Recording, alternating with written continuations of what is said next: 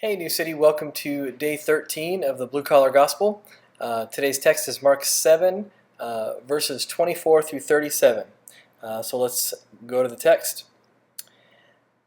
And from there he arose and went away to the region of Tyre and Sidon. And he entered a house and did not want anyone to know, yet he could not be hidden. But immediately a woman whose little daughter had an unclean spirit heard of him and came and fell down at his feet.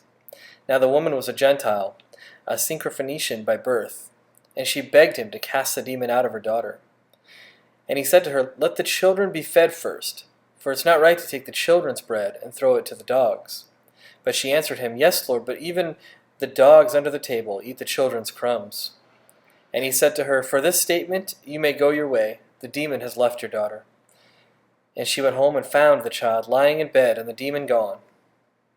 Verse 31, Then he returned from the region of Tyre and went through Sidon to the Sea of Galilee, in the region of the Decapolis. And they brought to him a man who was deaf and had a speech impediment, and they begged him to lay his hands on him.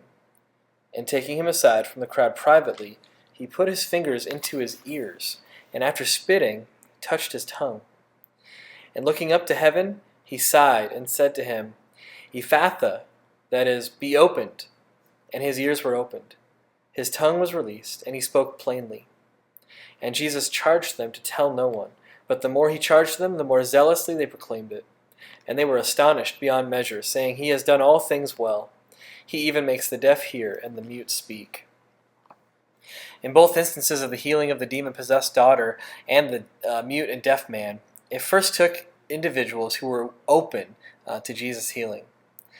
These texts were broken up into two sections that both had a need to be healed by Jesus. However, each instance required people that were open to being healed. It wasn't like Jesus forced his healing on them.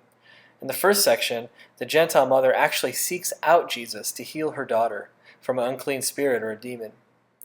When Jesus tested her faith, he said, "Let the children be fed first, for it is not right to take the children's bread and throw it to the dogs." For me, this message was very confusing. In studying, I realized what is meant by the children, bread, and dogs.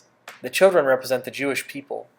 The bread signifies his message, and the dogs symbolizes the Greek people. For the mother of the demon-possessed daughter, this really tested her faith. She could have just walked away. However, she didn't. She wanted even the scraps of Jesus' message that he was first feeding to the Jews. Her faithful response of just wanting the scraps showed just how desperate she was. It demonstrated that she was open to the healing power of Jesus and faith that he could heal her daughter. For the deaf and mute man, it took many people begging Jesus to lay his hands on them. It wasn't as if Jesus strolled into the region of Decapolis and placed his hands on someone and healed them. The people asked and begged Jesus to heal him. Just like the Syrophoenician woman, there was a faith that Jesus had the power to heal.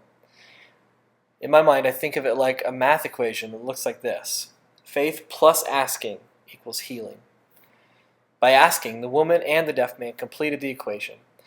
If the mother hadn't gone to Jesus for healing for her daughter, then nothing would have changed. Her daughter would have still been possessed by an unclean spirit.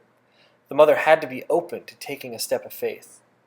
For the deaf and mute man, if the people hadn't believed and begged, then he would have continued his life just the same. How often do we not initiate the ask or have faith for Jesus to intercede on our behalf? What is stopping you from calling out to Jesus like the demon-possessed woman or the deaf, mute man? I pray that we would call out to Jesus in faith and be healed, whatever it is that we would need to be healed of. That's my prayer for us, New City. Have a great day.